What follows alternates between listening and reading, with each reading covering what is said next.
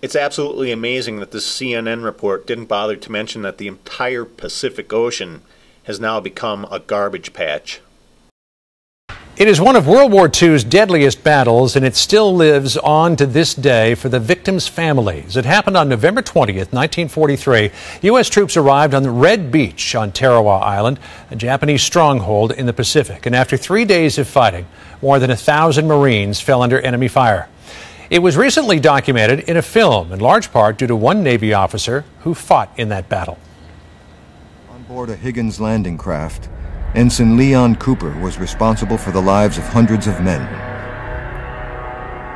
For the thousands of Marines riding to the shores that morning, no one could imagine the ferocity of the battle to come, or the death and destruction they would soon face.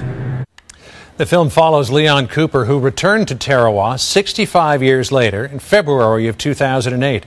His mission was to recover and repatriate the remains of the American Marines who were still unaccounted for. And since the film was first released, there has been a lot of progress on that front. Leon Cooper joins me now with an update. Leon, great to talk to you. Thanks so much for joining us. Why did you want to go back to Tarawa in 2008? Where I landed, Marines of the 2nd Division, Red Beach, where I saw scores of my countrymen fall under heavy Japanese gunfire. When I stumbled across an Associated Press dispatch many years later that said, where hundreds of Marines died, there are now millions of plastic bags and other garbage. My shock turned to anger because I tried to reach the usual suspects in Washington over a period of a couple of years.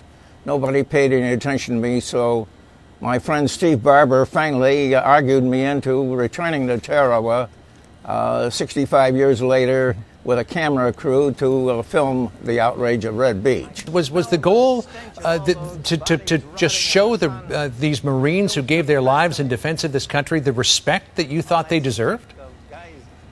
I thought it was a disgrace to their memory of so many guys who died that the garbage that littered Red Beach.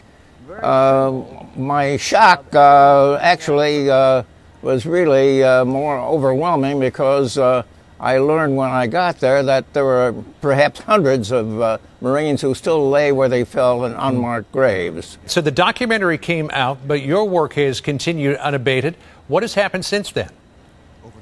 Well, the film has had the effect finally that we had hoped for.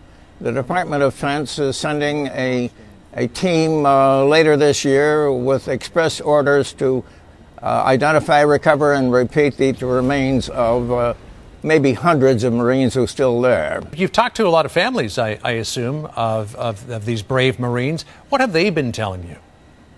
I've had hundreds of emails, letters, phone calls from their relatives wanting to know where their remains are, the circumstances of the death, or anything that I can do to help recover and return the remains of these guys to their homes. It's heart-wrenching for me because I saw it firsthand. So many of my countrymen within inches on occasions during my many landings, and now I'm dealing with the relatives of these guys who died. This is a bigger project, though, isn't it, than just Tarawa? There are tens of thousands of Marines who are reported missing in the Pacific Campaign. What are you hoping to do with those tens of thousands of Marines?